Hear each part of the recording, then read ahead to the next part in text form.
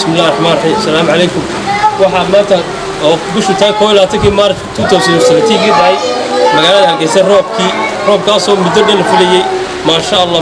waan leenahay oo naxariis xagga Rabbi ka timi Ilaahay saahay nagu wado waxaan leenahay mid khayr qaba Ilaahay na siiyo oo naga jabiyo abaarta dheer ee daba dheeraatay muddada labada sano ay haysay imiga isku soo noqotay ma sha Allah